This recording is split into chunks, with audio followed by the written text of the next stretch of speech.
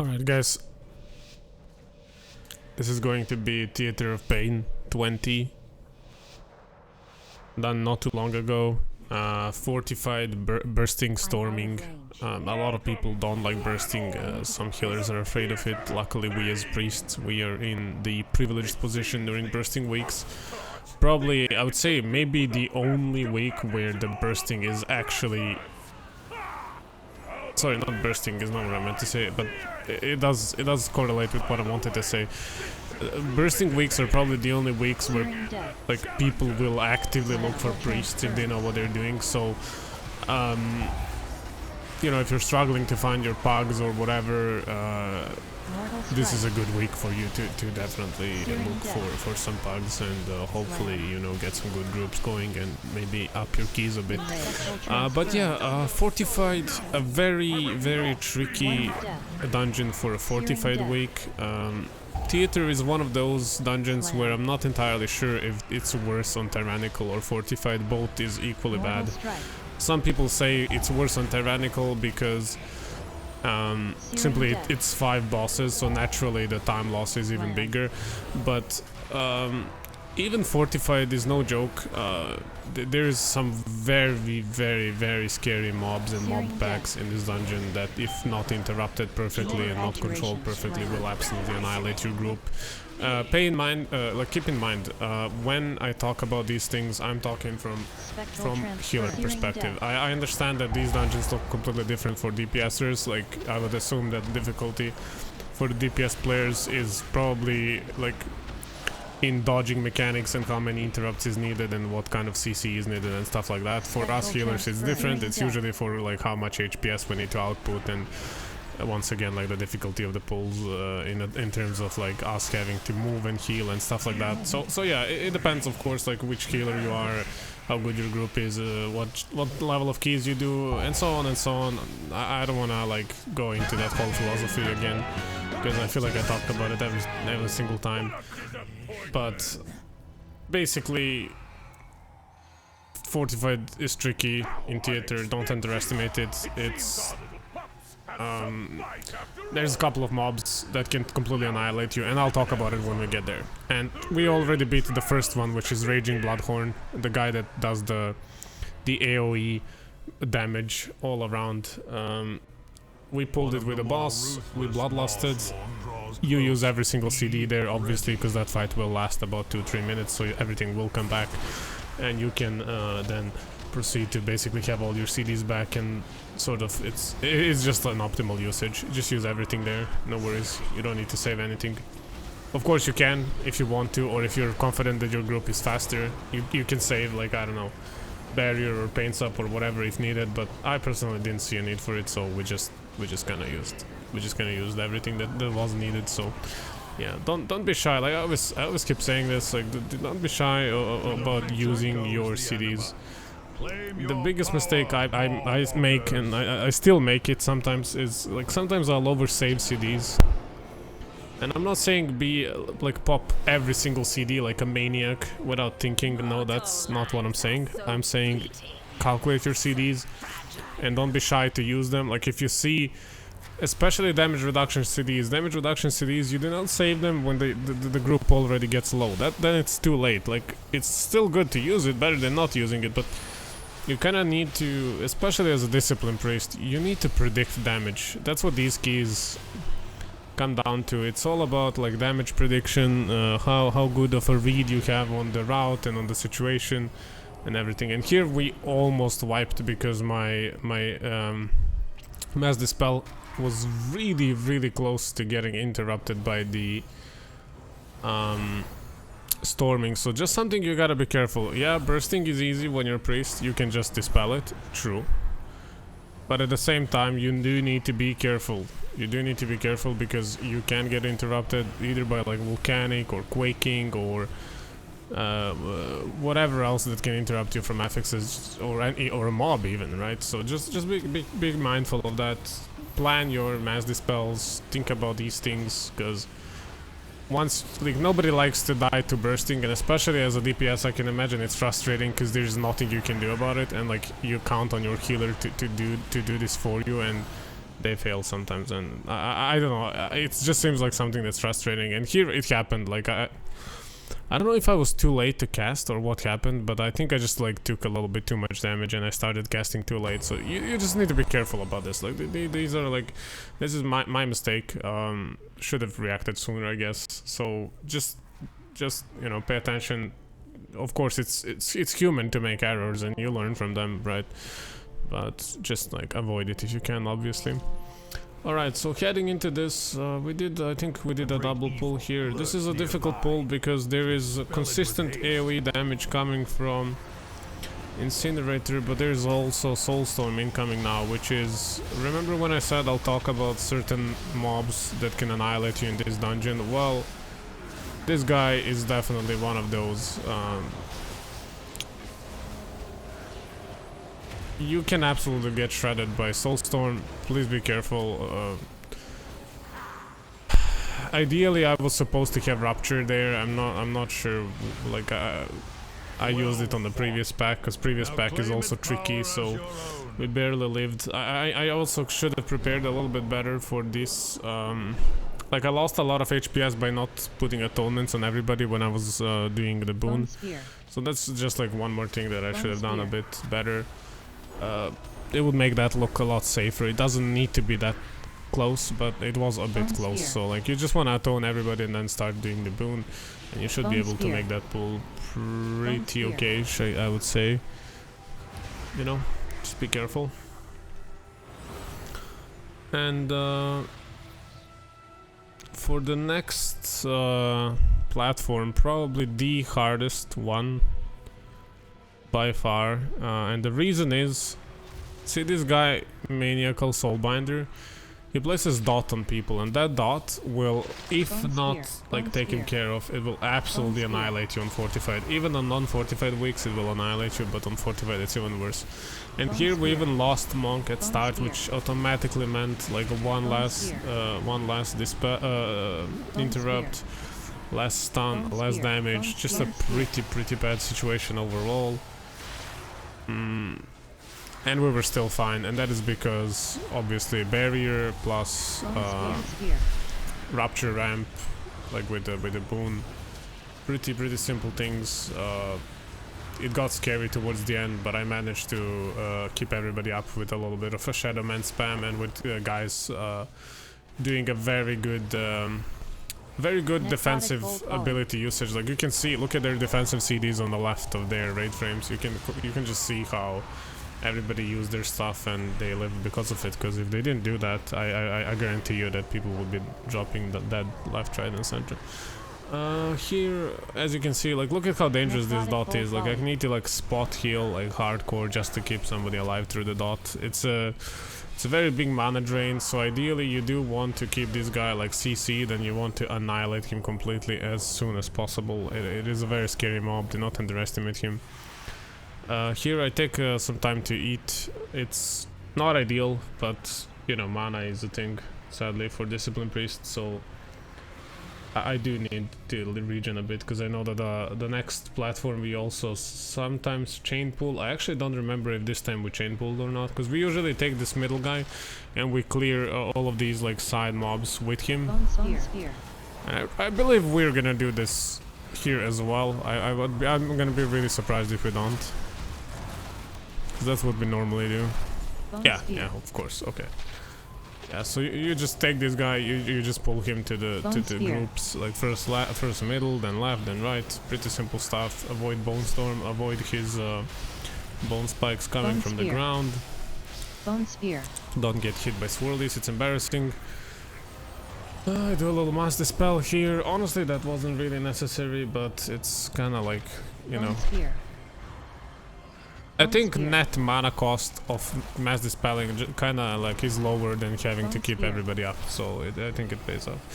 As I said, you just take care of these guys. You can dispel if your group likes dispels. I mean, I would rather dispel this so my group can deal damage, so they don't waste globals to dispel these guys. But just keep in mind, if you don't dispel them, they don't take damage, so that is something that doesn't need to be done. And since we have like a free like dispel magic without a CD, there is not a single reason why we shouldn't be the ones doing it. Like, there really is no excuse. And here, don't bother healing anybody. They're just gonna, you know, just gonna walk through this. They're gonna get full HP, which is good for like sanguine weeks and bursting weeks and stuff like that. You can kind of abuse that if you're organized and if you communicate properly. Bone Spear. And here, this platform, I mean, if you've done a lot of theaters, you will know that this platform is one of the nastier ones as well. And again, the reason is that Maniacal Soulbinder, and of course the lack of room, because there's a curse that will leave like a floor swirly thingy in which if you stand you're feared, so don't stand in that, don't get winded. And of course with storming or something like quaking, this becomes even more difficult because there's less room to work with, but we have actually done this platform very well and very cleanly, so we proceed. Did some nice damage there, 4k, pretty good, I would say. Not amazing, but pretty good. Alright, next thing, let's see. Next thing is Kul'tharok, right? Kul'tharok, honestly, for priests should not be an issue. I don't know, I see some people being scared of this boss. There really is no need. It's... Even on Tyrannical...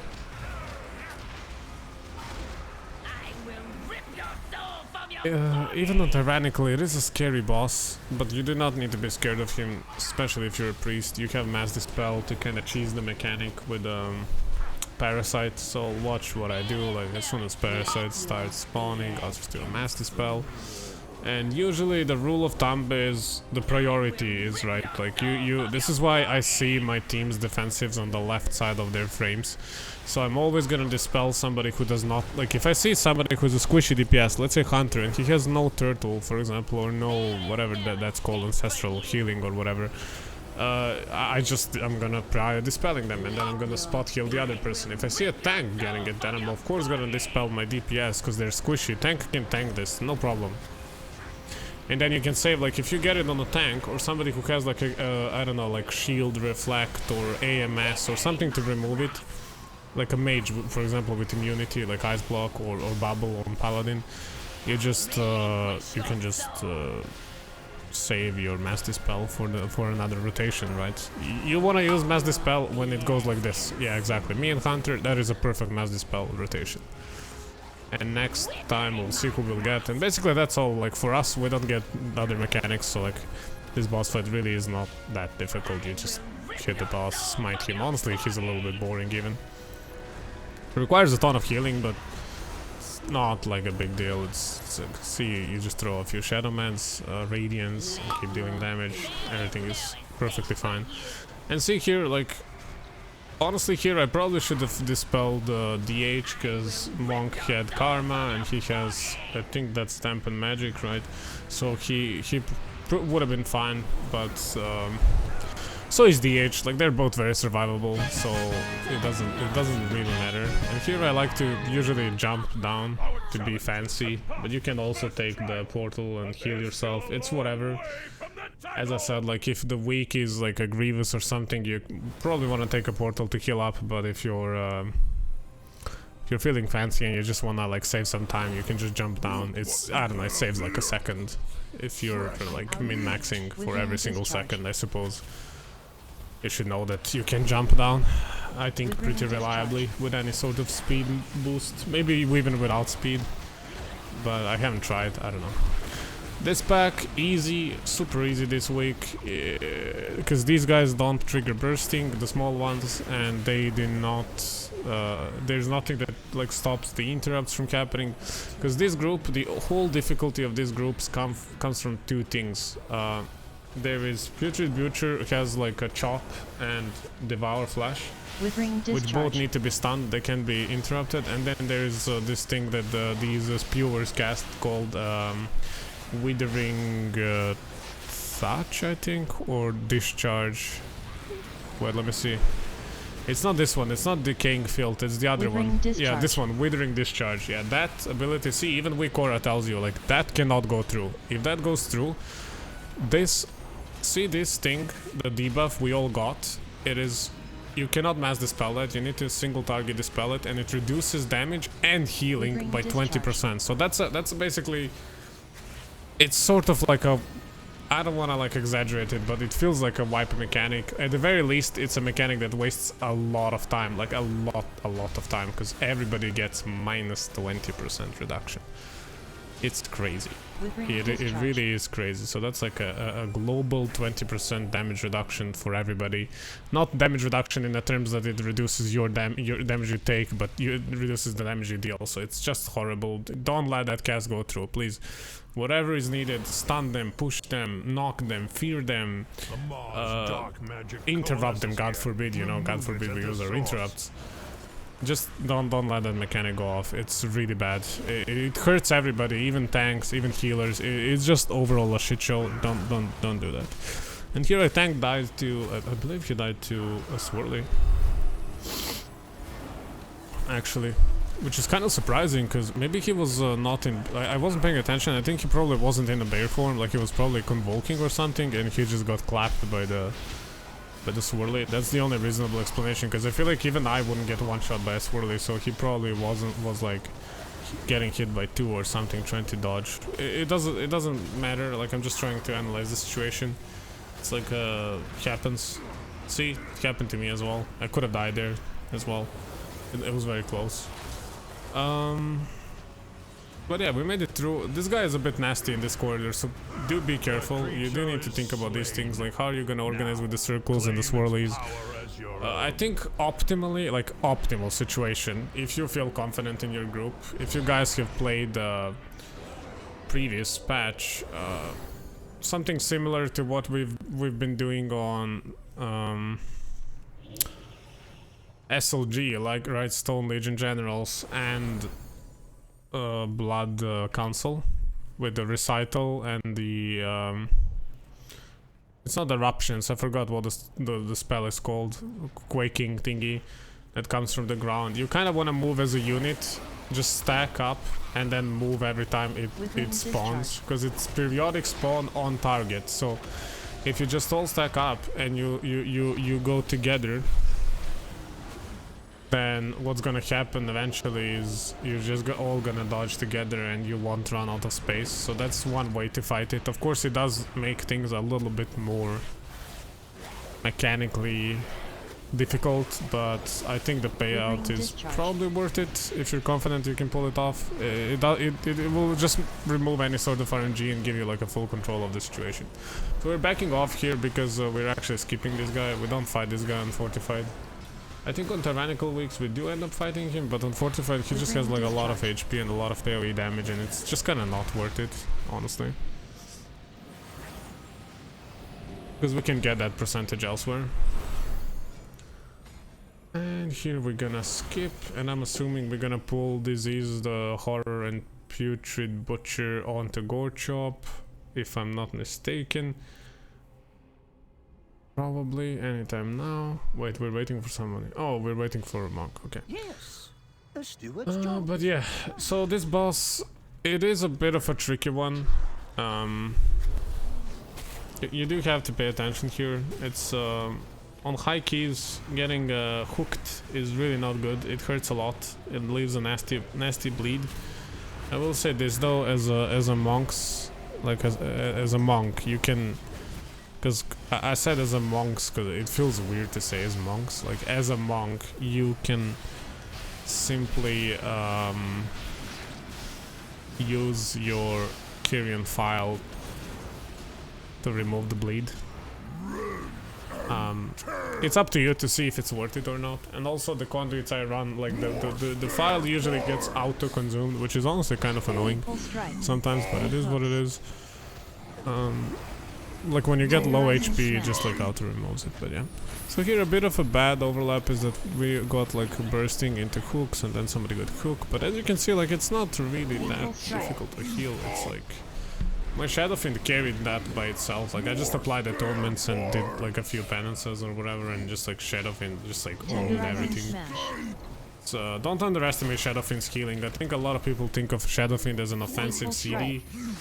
But Shadowfiend is actually, I think, one of our highest HPS cooldowns we can use, because as long as you're just applying atonements to people, if you pop that Shadowfiend and then just do your damage rotation, you'll do about like 10k HPS in a dungeon. So at least with my gear level, so just something to keep in mind. It's a crazy good ability, and because it also like grows from haste, and we do get some haste abilities here. Just don't, as I said, don't underestimate him. Shadowfiend is a strong ability. Here I also wanna say that on Fortified weeks, tanks really should not be in too much danger if they're using their CDs properly, but of course it is something to keep in mind that if your tanks are a bit squishy or maybe not as skilled of a player or whatever, tanks can get eaten alive on this boss fight in particular, so just pay attention to that, be ready to kind of throw like some defensives or maybe save a penance when he's about to do. Hateful Strike. Hateful Strike, I think that's the ability that chops tanks, yeah. So just like maybe be ready for that. Okay, not much to say about this boss, so I'll just skip a little bit forward, because there's gonna be a little bit of an empty room here in between. Hateful Strike. I'll use this opportunity to tell you guys, actually, let's not have empty room. I just will say, guys, if you have any questions or suggestions, or you see something that you don't particularly agree with or you don't like, let me know. I like reading your comments, even though there haven't been many negative comments, but there have been some. I like that. I you know, not everybody has to, you know, I mean, don't get me wrong, I of course appreciate the positivity and appreciate the feedback, and there's been a lot of guys that have been really supportive and just like, you know, you guys keep me going, honestly, because I want to keep doing this for you guys. I can see that people appreciate it. There's some disc content, because let's be realistic, like not a lot of people are eager to play Discipline Priests. They're really hard to play, and like the payout isn't even that big, so it's just kind of like most of the time not really the most satisfying class to play. A lot of people don't understand how Discipline Priest works, and they don't really appreciate us that much, so I get it, but I do want to say though that your comments, guys, like they keep me going, and I'm grateful for all the support and everything, so thank you for that. That being said though, let's focus here. This was a bit of a toughy pull. And then our tank decided to do something we don't really do normally, and I think this is gonna either wipe us or kill a few of us. Yeah, I died there. So just like, it's not a bad pull, but we don't usually do it that early. Like, we pull the guy later on into Soggodon. And I'll be honest, like this week you don't even need to kill Soggodon. Like this week. You don't even need to kill Soggodon. I think you can skip Soggodon this week, but it's up to you, of course. Like, I think if you're playing with warriors, skipping Soggodon is definitely worth it, because warrior is not gonna die to Mordretha, and he can also reflect the sight, which is like the biggest source of, I think, physical damage, and just something to keep in mind. But yeah, the boss really doesn't hit that hard. Like, if there's a dungeon to skip Soggodon, it's this one. But we were like, we have enough time, so let's just do it. Honestly, we failed theater so many times at this point that we... like, and so many times by like less than a minute. I think we had like 3 or 4 fails by less than a minute. And then one time we also had a bug and stuff like that. So like, we were just eager to get this dungeon out of the way. Like, we knew we could time it easily. Like, we could probably time 21 or 22 as well. But we just haven't been pushing that hard on these characters, because we've been working on alts. Speaking of which, there's gonna be soon more Holy Paladin videos. I have successfully timed 2 20 keys with my Holy Paladin, who was just a baby alt like 2-3 weeks ago, so I'm really happy with that. Can't wait to show you guys. I know like a lot of people here are just like Disc Priest players that have been looking for some, you know, tips and helps and stuff, so I'm sorry guys, like don't worry, I'm not straying away fully from Priest. I will keep pushing on Priest. And honestly, like, Priest, you can time high keys with Priest. Like, there's some belief between people, certain people, that think that Priest cannot push. That is not true. You can push with both Holy and Discipline. And the proof is, for example, like Jack blasting. I mean, now you might be making a lot of like excuses and stuff to yourself that's saying like, yeah, but his group is better and stuff like that. And it's not entirely wrong, but just keep in mind though, like, don't look for like external reasons for your like failure. Trust me, you can get good at Priest, and the fact is, yeah, Priest is hard to master. It's a very difficult, like, Discipline Priest is a very, very difficult spec to play. It is not easy to do good in M+ with Discipline Priest compared to some other classes. But we do bring a lot of unique utility and a lot of unique advantages to our group, and we do good damage, we do good burst healing as well. Even, like, honestly, even more than some of the classes that are, like, traditionally known for, you know, their high bursty HPS. So trust me, like, Priests can push. Priests are pumpers, they do good. You just need to know how to play it, and you need to be focused, and you need to just, like, learn to utilize your class to the fullest, because this class can do a lot of things. Trust me, like, it's crazy good.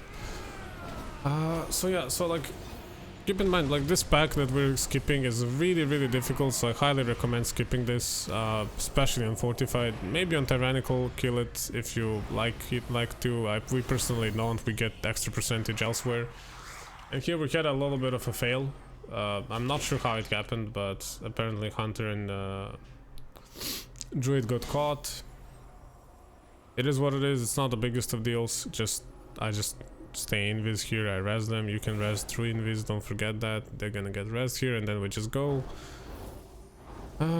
These guys on Fortified, they're quite nasty, so don't be scared of using your utility and using your CDs. Once again, if you want to use PI here and your DPS wants to pop a CD like we did, see, Wild Spirits plus PI, do it. If I had Shadowfiend, I would have used it.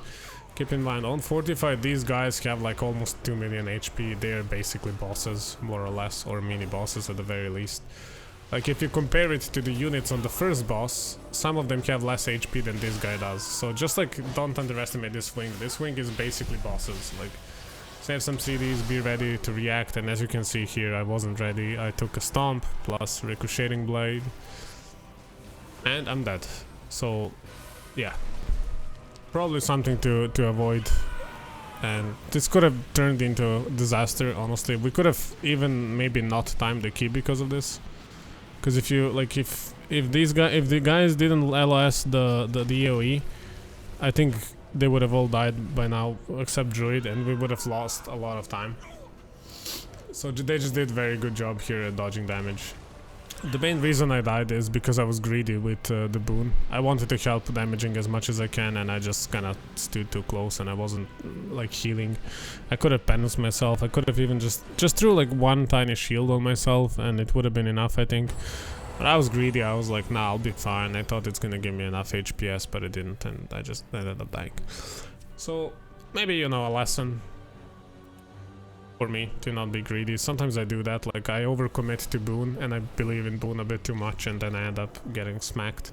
There's also a trick you can do, like if you do boon, blast, radiance, blast, Nova Nova, blast, Nova Nova, blast, Nova Nova, blast, you will get the explosion at a time where your atonements are still up, so you'll do like pretty crazy HPS. It's really good. It's just something to keep in mind. It's something you should probably try to do a lot. It's what I like. Somebody told me that in comments actually, and I tried it out and it works really good. So just something to keep in mind. Of course, you can do radiance at any point, or if you don't want AoE healing, if you want single target healing, just put atonement on one person or whatever. But trust me, it is worth putting atonement. I think at least on tank at the very least. It's something you should get into habit of doing. Will increase your HPS a lot. And I'm not saying that as like, oh my god, more HPS, dude, you're such a good player. No, I don't mean it like that. I mean it, the reason I say it is because obviously HPS helps you beat stuff, right? Because your job is to do HPS. So not just HPS, it's also to do damage and survive, but ultimately, yeah, more HPS doesn't mean you're doing a better job. In most of the cases, so yeah. Crushing slam. There I saved both Shadowfiend and boon for the first flag, and now we're gonna get another banner, not flag. Now we're gonna get another banner that's gonna happen, and this time we're all gonna be here, so I don't have any CDs for this one. And this is calculated, this is no accident, and next banner is in 20 seconds, and I also don't have CDs for that one. So usually you wanna have like somebody save something for every banner, just so they can melt it. And the problem is because you don't know who can save, because you don't know who's gonna get taken. Luckily we had Monk stay up, and Monks are like one of those classes that pretty much always have CDs, so it just helped out quite a bit. I think that it was him that stayed up. The main point of the fight is people that go into arena, they need to die ASAP, like they need to come back, not die, I mean. And here I think I get caught, yeah, I get caught. Like there was nothing I could have done there, I could not have lived there, no matter what I did. That was just unlucky that we didn't kill Banner in time, and he decided to do this one. That is the one he most of the time does, so yeah. And here, I would have made a call to go for Banner, and I'm glad that the guys actually agreed with that. It's just a safer play. Like, you might be thinking, yeah, sure, it's better to kill boss, and you might be right. I think if we committed to boss, we probably would have killed him, but why risk it? You know what I mean? We didn't, like, it saves maybe 10 seconds at most, and it risks, like, depleting the key. So, there really is no big need for that. Okay, so then we go up to face the last pack plus Mordretha. This is of course a boss that is a final boss. It's a difficult boss. You need to be careful with this boss.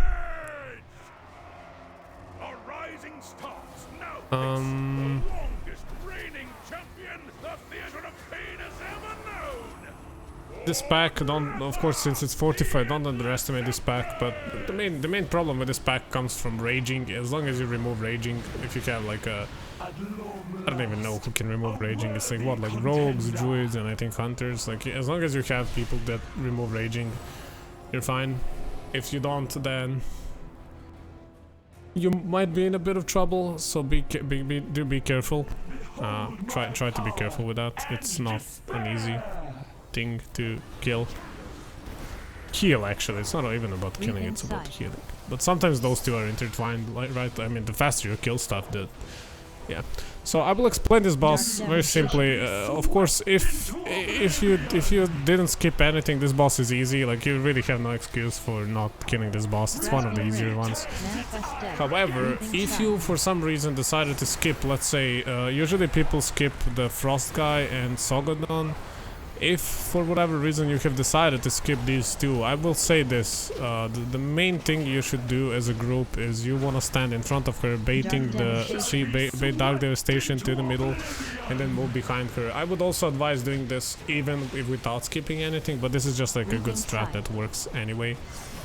I always encourage people to stay stacked. If there is like, unless there's a reason not to be stacked, you should always be stacked because it helps majority of the healers. Sadly for discs it don't really matter besides for barrier, but the only thing that you want to barrier here is, I'll show you what I usually barrier. I'm assuming I'm gonna do it this time because I do it like almost every single time. So the real fight starts at 50%. We're gonna pop Bloodlust, and I'm using all my CDs. Notice how I was saving them until now. So I was saving my boon for this. Boon gets much stronger when you have more haste, because then you can do one Nova, one Blast. Sometimes, depending on like your... I'm not sure how reliable of an information that is. I've tried it a few times and it worked, but yeah. So here, guys tried to kill me a little bit. Good meme, guys. Nice try. But the barrier saved me, clearly. Like, if there was no barrier, we were dead there. Probably all of us, to be honest. So be careful. Like, I think I did a barrier bait there and put us all in the same place. But yeah, just easy boss, really not much problems. And I just want to say thank you guys for the support. You know, leave a like, comment, subscribe if you want to see more content. You know, Holy Paladin, Discipline Priest. And of course I get Soul Letting Ruby while I already have one. And I did like 10 theaters before, not a single Ruby dropped, and as soon as I got one, I get another one. Thank you guys for watching. Have a lovely day. Goodbye.